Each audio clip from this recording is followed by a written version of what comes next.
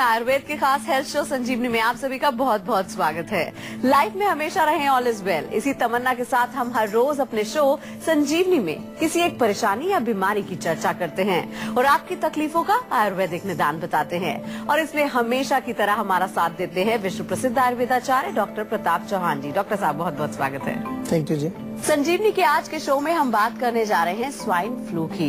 जी हाँ, swine flu के संक्रमण को लेकर देश भर में दहशत है, लेकिन अब इससे घबराने की जरूरत बिल्कुल नहीं है। फ्लू से डरने की बजाय जरूरत है इसके लक्षणों के बारे में जानने की और सावधानी बरतने की। तो आज डॉक्टर साहब से जानेंगे स्वाइन फ्लू से सेफ्टी के तमाम पहलुओं के साथ ही इससे बचने के आयुर्वेदिक नुस्खों के बारे में। साथ ही साथ संजीवनी टिप्स में जानेंगे भूख लगने के कुछ खास घरेलू नुस्खे, जिसे आजमाकर आप बढ़ा सकते हैं अपनी भूख। लेकिन सबसे पहले जान लेते हैं कि क्या है स्वाइन फ्लू के शुरुआती लक्षण। क्या आपको बार बार छींकें आ रही हैं? क्या आपकी खांसी ठीक नहीं हो रही है?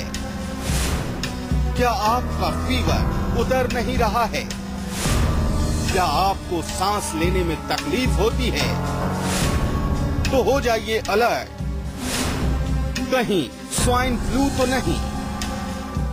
तो सबसे पहले डॉक्टर साहब से जान लेते हैं कि स्वाइन फ्लू महामारी का रूप ले चुकी है। ऐसे में वो कौन से डॉक्टर साहब शुरुआती लक्षण है जिससे पहचाना जा सके कि हाँ देखिए, स्वाइन फ्लू डेफिनेटली जो है काफी राज्यों में जो फैला हुआ है हमारे पूरे भारतवर्ष में, और बहुत इससे मृत्यु लोगों की हो रही है। तो आयुर्वेद इसमें एक बहुत बड़ा रोल प्ले कर सकता है अगर आप थोड़ा सा समझने की कोशिश करें। पहले भी हमने इसके बारे में बात किया, तो थोड़ा सा और विस्तार से समझाएंगे कि स्वाइन फ्लू होता क्यों है। पहले तो ये आपको मालूम होना चाहिए, जो हमें आम तौर से फ्लू होता है, कोल्ड वगैरह होता है, उसी तरह के लक्षण कुछ इसमें होते हैं, लेकिन थोड़े से लक्षण अलग होते हैं। तेज बुखार होता है, इसमें आपको छींक आएगी, नाक से पानी आएगा, जो फ्लू के लक्षण होते हैं उस तरह के।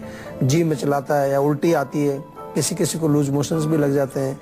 बॉडी एक बहुत तेज होता है, बहुत तेजी से दर्द होता है। स्वाइन फ्लू जैसा कि आप जानते हैं कि ओरिजिनली ये पिग्स में होता है। पिग्स से जो है ये आदमियों के अंदर आता है, फिर एक दूसरे में फैलता है उसके, और फैलने का इसका जो मेन माध्यम है वो एयर के माध्यम से फैलता है। कि अगर कोई इन्फेक्टेड व्यक्ति हो, वो छींके या उसका नाक से टच किया वो हाथ मिलाए, या उसके कोई और भी जो है जो ऐसे कुछ वस्त्र हैं, कोई ऐसी चीजें हैं जिनमें अगर उसका हाथ वगैरह लगा है, वो एयर के माध्यम से फैलता है। कि अगर कोई इन्फेक्टेड व्यक्ति हो, वो छींके या उसका नाक से टच किया वो हाथ मिलाए, या उसके कोई और भी जो है जो ऐसे कुछ वस्त्र हैं, कोई ऐसी चीजें हैं जिनमें अगर उसका हाथ वगैरह लगा है और वो दूसरे तक ही पहुंचे, तो इस तरह से ये ट्रांसमिट होता है। लेकिन जहां तक लक्षणों की बात करें, तो अगर आपको फ्लू के कोई भी लक्षण हो, खासतौर से इस समय जब ये रोग काफी तेजी से फैल रहा है, चारों तरफ हम देख रहे हैं, तो फ्लू के लक्षण आए तो उसको नजरअंदाज आप बिल्कुल ना करें, और तुरंत थोड़ा सा चेक जरूर कर लें कि कहीं ऐसा ना हो कि आपको ये स्वाइन फ्लू का इन्फेक्शन हो। क्योंकि अगर शुरुआती समय में आपने उसका निर्णय अगर करा लिया, उसका परीक्षण करा लिया, तो आसानी से इसको कंट्रोल कर सकते हैं। प्रॉब्लम कब आती है कि जब पता नहीं चलता और लास्ट स्टेज में हमारे जो ऑर्गन्स को ये डिस्ट्रॉय करने लगता है, फिर थोड़ी सी मुश्किल हो जाती है। और कई जगह फिर जो है उसकी उतनी सुविधाएं भी नहीं है कि उस लेवल का हम जो है चिकित्सा प्रदान कर सकें। तो जब भी आपको अगर इस सीजन में जब ये चल रहा है, अगर कोल्ड के लक्षण हो या फ्लू के लक्षण हो, तो उसको तुरंत चेक जरूर करा लेना चाहिए। एक कॉलर हमारे साथ जुड़ गए हैं, राहुल हैं दिल्ली से। क्या जानना चाहते हैं आप? नमस्कार जी डॉक्टर साहब, मैं राहुल बात कर रहा हूँ। जी नमस्कार। डॉक्टर साहब, मेरे क्या हो रहा है, 2-3 दिन से मेरे चेस्ट में काफी जलन हो रही है। अच्छा, 2-3 दिन से? केवल 2-3 दिन से है। कुछ खा रहा हूँ तो खाया नहीं जा रहा, पानी भी नहीं पिया जा रहा। अच्छा देखो, एक तो चेस्ट में जलन हो रही है तो एसिड मतलब बन रहा है, आमतौर पर एसिडिटी इसको कहते हैं। तो मिर्च मसाले मत खाइए, बहुत तीखी चीज कोई मत खाइए, चटनी वगैरह मत खाइए, खट्टी चीजों से भी थोड़ा परहेज रखना पड़ेगा आपको। और सिंपल सा आपको एक नुस्खा बताता हूँ, मुलेठी ले लीजिए। मुलेठी का चूर्ण आधा चम्मच सवेरे, आधा चम्मच शाम को, दिन में 2 बार आप ले लीजिए, उससे बिल्कुल रिलीफ आ जाएगा। 2-3 दिन पुराना रोग है तो आई डोंट थिंक कि बहुत मुश्किल है, बहुत क्रोनिक प्रॉब्लम नहीं है।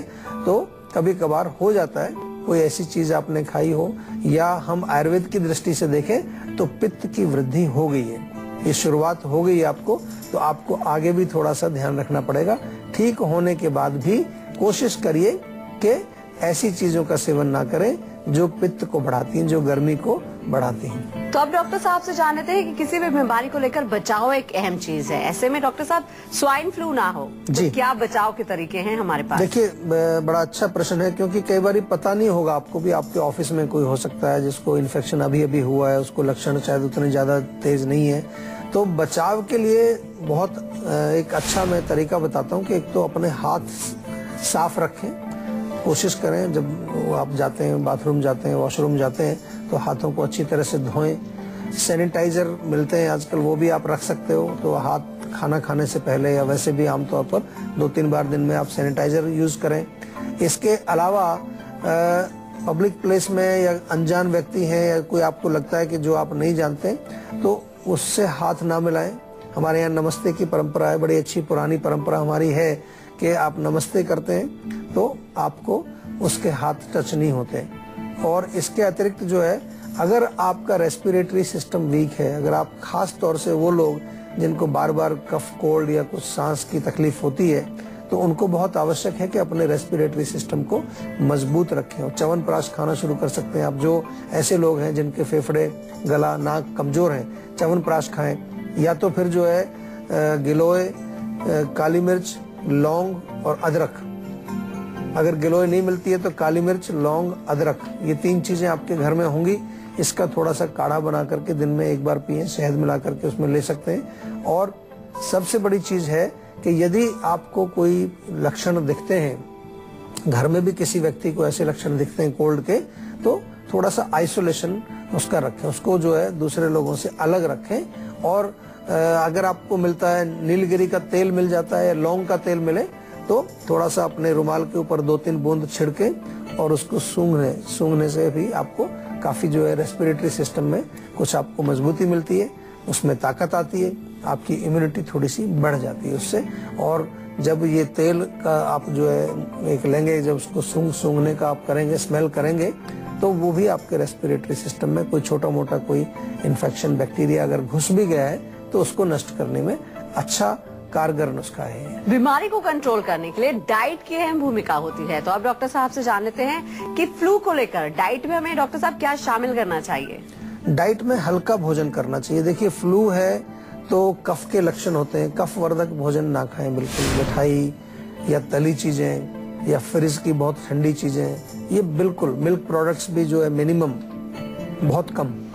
तो ये सब क्योंकि बलगम बनाएंगे, कफ बनाएंगे, ऑलरेडी आपका रेस्पिरेटरी सिस्टम मेन इसमें इन्वॉल्व होता है। और हल्का भोजन मतलब मूंग की दाल का सूप बनाइए, बड़ी अदरक वगैरह डाल लीजिए उसमें, सब्जियों का सूप बना लीजिए, खिचड़ी बहुत अच्छी चीज है। आप अगर फ्रूट्स खाएं तो पपीता जैसे है, पपीता खा सकते हैं, या कोई लाइट फ्रूट जो आराम से पच जाए। सौंफ, जीरा और धनिया, ये अच्छी तरह से पानी में उबाल करके, ये वाला पानी दिन भर थोड़ा थोड़ा करके पीते रहिए।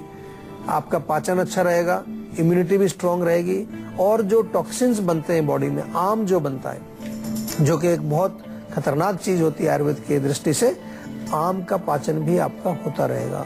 तो डेफिनेटली लघु आहार जिसको हम कहते हैं, यानी कि लाइट, इजीली डाइजेस्टेबल डाइट हो और पौष्टिक हो, इम्यूनिटी को बढ़ाने वाली हो। अदरक बहुत अच्छी रहती है। आप कोई सूप बनाते हैं, सब्जी बनाते हैं, उसमें अदरक का प्रयोग करिए, उससे बहुत फर्क पड़ेगा। हल्दी वाला दूध भी आप पी सकते हैं रात को सोते समय। हालांकि मैंने कहा मिल्क प्रोडक्ट्स आपको बहुत ध्यान से लेने, लेकिन दूध में से मलाई उतार के, या आजकल टोन्ड मिल्क भी मिलता है, उसको गर्म करके उसमें थोड़ी हल्दी डाल करके आप पिए, वो भी आपको बहुत फायदा करती है। एक कॉलर हमारे साथ जुड़ गए हैं, साहिल है हरियाणा से। क्या जानना चाहते हैं आप? सवाल कर सकते हैं। Afternoon sir. जी नमस्कार जी सर, एक्चुअली मेरे को जो है आजकल भूख थोड़ी कम लगती है और अच्छा। मेरी जो हेल्थ है वो भी कम होती रही है। अच्छा जी, मतलब तो देखो, एक तो टाइम से खाना, मतलब भूख लग नहीं रही है टाइम से, जैसे खा लिया कि हाँ चलो खाना खाना है थोड़ा, इसलिए खा लिया। कब से हो रही है प्रॉब्लम आपको? ये एक्चुअली 1 मंथ से हो रही है। 1 मंथ। अच्छा, कोई आपने अभी कोई चेकअप, टेस्ट वेस्ट तो नहीं कराया? कोई खून की जांच कराई वगैरह तो नहीं करवाया। अच्छा, और कोई फीवर वगैरह तो नहीं है? बॉडी में बुखार हो आपको किसी तरह का?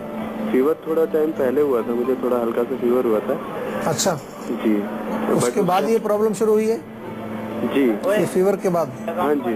अच्छा, देखिए आयुर्वेद में क्या है, बड़ा अच्छा आपने प्रश्न पूछा है। ऐसे प्रश्न आ जाते हैं कभी कभार जिसके माध्यम से हम थोड़ा सभी को कुछ न कुछ आयुर्वेदिक चीजें बताते हैं। 1 चम्मच जीरा, 1 चम्मच धनिया पाउडर, 1 चम्मच सौंफ और 1 चम्मच ताजा अदरक छोटा छोटा सा काट लीजिए उसको। ये 1 लीटर पानी में डाल के सुबह उबाल लीजिए अच्छी तरह से। 3-4 मिनट उबल जाएगा, इसको छान करके एक थर्मस में आप भर के रखिए।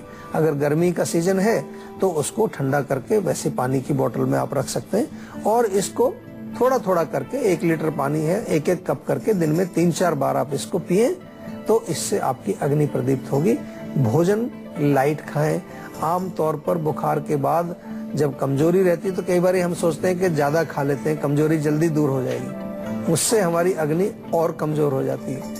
तो इसलिए आपको इन चीजों का ध्यान रखना है। छोटी छोटी सी चीजें हैं जिनको अगर हम सीख लें तो जिंदगी भर इनका प्रयोग हमें करना है। किसी को बुखार बड़ी कॉमन सी प्रॉब्लम है, तो नेक्स्ट टाइम किसी को भी बुखार हो, बुखार के दौरान भी ये पानी आप पिएंगे तो बहुत फायदा करेगा आपको। और बुखार के बाद ये पानी पिए, हल्का खाना खाएं और साथ में थोड़ा सा जो है आप शरीर में तिल के तेल की मालिश जरूर करें। वो हम बार बार बताते हैं, लेकिन आपके केस में स्पेसिफिकली थोड़ा सा मैं ये भी कहना चाहूंगा कि थोड़ा लिवर के लिए भी आपको ध्यान देना चाहिए। भूख जब हमें नहीं लगती है तो लिवर कमजोर होता है और हो सकता है कुछ दवाइयां आपने खाई उसके कारण वो हो गया है। तो लिवोन एक सिरप है हमारा जीवा का, बहुत अच्छा टॉनिक है लिवर के लिए। लिवोन सिरप आप फोन करके भी मंगा सकते हैं, ऑनलाइन भी आप मंगा सकते हैं या हमारी किसी क्लिनिक पर जाकर के उसको आप ले सकते हैं। कुछ दिन उसको ले लीजिए, उससे फर्क पड़ जाएगा। और अब बारी है आज की संजीवनी की, जिसमें डॉक्टर साहब से जानेंगे आयुर्वेद से कैसे करें स्वाइन फ्लू से बचाव। तो डॉक्टर साहब क्या है आज की संजीवनी? देखिए, सबसे पहले तो हमारे बॉडी के इम्यून सिस्टम को हमें मजबूत रखना है। तो उसके लिए हमें हमेशा, जैसे मैं कहता हूँ, च्यवनप्राश आप खाइए, बॉडी को जो है पौष्टिक भोजन आपको देना है। नीम बहुत अच्छा काम करता है। नीम हमारा एक ऐसा अमूल्य जो है एक कहें औषधि है कि कितने रोगों में काम करता है वो। उसको हम कहें तो एक तरह से पूरी दवाइयों की फैक्ट्री है। तो नीम के पत्ते आपके पास हैं, 4-5 पत्ते रोज सुबह खाइए, या नीम के पत्तों का रस निकाल लीजिए 20 मिलीलीटर के करीब, वो सुबह सुबह पी जाइए खाली पेट। या गिलोय, लौंग, काली मिर्च, तुलसी और अदरक 5 चीजें ले लीजिए, थोड़ी थोड़ी सी 1 कप पानी में डाल के उबाल के इसका काढ़ा बना करके आप पी लीजिए, बहुत अच्छा है। हल्दी, गिलोय और तुलसी, ये 3 चीजों का भी चूर्ण बना करके आप रख सकते हैं। हल्दी, गिलोय और तुलसी का चूर्ण बना करके, तुलसी के पत्तों का पीस करके, इसका जो है चूर्ण आधा चम्मच दिन में 3 बार शहद में मिला करके ले लीजिए, उससे बहुत फर्क पड़ेगा। या एक महासुदर्शन चूर्ण होता है, आयुर्वेद में बना बनाया मिल जाता है, महासुदर्शन टैबलेट भी मिलती है, चूर्ण भी मिलता है। ये बहुत अच्छा काम करता है। किसी भी प्रकार का इन्फेक्शन हो, किसी प्रकार का फीवर हो आपकी बॉडी में, वायरल हो या कोई भी हो, तो इसमें बहुत अच्छा काम करता है। इसको भी दिन में 2-3 बार आप थोड़ा थोड़ा सा सेवन करेंगे तो ये भी आपको बहुत फायदा पहुंचाएगा। एक कॉलर हमारे साथ जुड़ गए हैं, रोहित है पटना से। क्या जानना चाहते हैं आप? हाँ जी, नमस्कार डॉक्टर साहब। नमस्कार जी। जी, मेरी माता जी की उम्र 45 साल है। उनके ना पैरों में नीचे दर्द रहता है, अब थोड़ा थोड़ा वो ऊपर भी आता जा रहा है। दिन के टाइम में तो बहुत ज्यादा ही उनके दर्द रहता है सुबह जब उठते हैं। उनका वेट कितना है? वेट ओवर वेट तो नहीं है, ज्यादा वजन? वेट तो कम ही है, 55 किलो के आसपास होगा वेट। अच्छा, ठीक है फिर, क्योंकि कई बार जब वेट ज्यादा होता है, ये बहुत इंपॉर्टेंट चीज है, इसको भी समझ लीजिए आप। बहुत सारे लोगों में मैंने देखा है, खासतौर से महिलाएं जब थोड़ी सी वो 45-50 की हो जाती हैं, भारत में मैंने देखा है उनका वेट गेन हो जाता है काफी मेनोपॉज के बाद। और वेट के साथ जो है फिर घुटनों की और ये एड़ियों की प्रॉब्लम, या घुटनों से नीचे पूरी हड्डी दर्द करती है, क्योंकि वजन ज्यादा हो गया है, घुटने उतना वजन ले नहीं पाते हैं, प्रेशर पड़ता है पूरा, तो वो एक कारण बनता है इसमें। लेकिन आपके केस में क्योंकि वजन नहीं है तो हम वात लेकर के चलेंगे इसको। वात का प्रकोप है, वात के प्रकोप के लिए तिल के तेल में थोड़ा सा लहसुन, थोड़ी सी अदरक और थोड़ा सा अजवाइन, ये तीनों चीजें तिल के तेल में डाल करके पकाएं और उस तेल को आप एक शीशी में, एक बोतल में भर के रख लें, उससे मालिश उनकी नियमित रूप से करें। इसके साथ साथ सौंठ का चूर्ण आधा चम्मच सवेरे, आधा चम्मच शाम को गुनगुने पानी के साथ वो सेवन करें तो उससे फर्क पड़ेगा। बादी वाली चीजों का बिल्कुल सेवन ना करें। उड़द की दाल, राजमा, गोभी, भिंडी, इस तरह की चीजों का सेवन नहीं करें जो बादी करती हैं। जो वायु पैदा करती है उनको थोड़ा सा अवॉइड करें। तो अब डॉक्टर साहब से जान लेते हैं कि किन बीमारियों से पीड़ित मरीजों को स्वाइन फ्लू को लेकर ज्यादा सावधानी बरतने की सलाह देंगे। डॉक्टर साहब बताइए। ज्यादातर जो लोग ऑलरेडी रेस्पिरेटरी सिस्टम से के रोगों से पीड़ित हैं, अस्थमा के रोगी हैं या किसी को ब्रोंकाइटिस रहती है, बार बार उसको जो है कुछ सांस की तकलीफ होती है, ऐसे रोगियों को बहुत जो है सतर्क रहना पड़ेगा।